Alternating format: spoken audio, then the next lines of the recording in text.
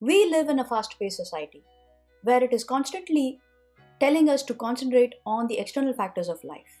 Like, do this, buy now, so you can get a lot of fame and be part of an exclusive group. But it's constantly changing also. Every day there is a new trend. So it is tiring us out. And ultimately, we are unsatisfied. While it is good for economic growth, it's not so great for people mindset. So, how do we do this? How do we handle that constant FOMO in us? FOMO is nothing but fear of missing out something. We constantly have this fear of missing out something, right? Be it parenting or relationship or recreation. Like, we want to buy this when we don't want to buy. We eat this when we don't want to eat. We still eat. We break relationship even though we know we don't want to do that.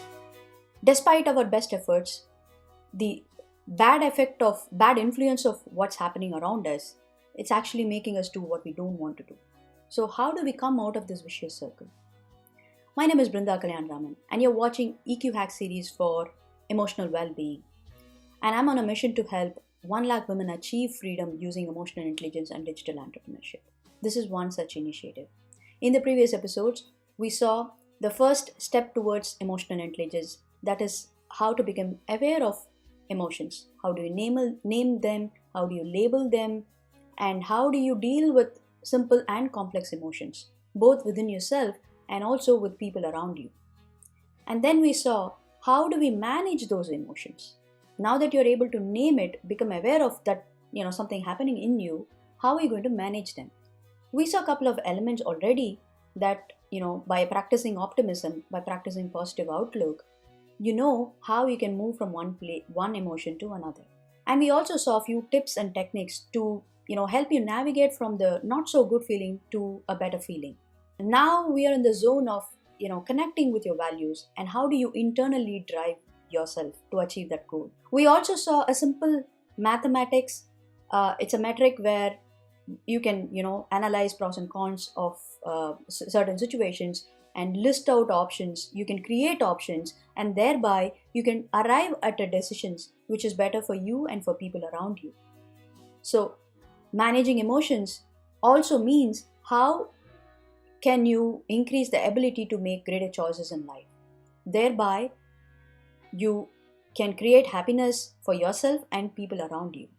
Because without creating options, without having the ability to see options before you, creating options before you, you won't be able to take a choice also. And without making greater choices in life, you may break at any point of time. It is not just a trap for you, it is also a trap for people who travel with you. It is important when you want to manage your emotions, you see all these elements and consider all these elements in making greater choices. Now in this episode, we will see how you can make great decisions in life with being driven by your own personal values of what is so important for you, instead of being driven by the external factors which is determined by some other person. So external motivators can be in terms of tangible rewards, recognition, in terms of money, or in terms of promotion, grades. Whatever is determined by the external factors around you is going to motivate you to do that job, is going to motivate you to do what they want you to do. If you see, successful people are always driven by personal values. They have a code of honor. They will use these intrinsic motivators to do what they really want to do in life. And if you master internal motivation, you can handle your life setbacks as well as inspire yourself to always find a way forward. And you will be able to create new experience for yourself and follow your growth. In the next few episodes, you will see how can you discover what you really want, how can you make it as a priority in life, and how can that drive you to achieve your larger goals. Until I see you in the next episode, subscribe to this channel, hit that bell button so that you'll be notified for future episodes. And if you found this video useful, press that like symbol so you can show your love and support to me. Alright, I'll see you in the next episode. Bye-bye.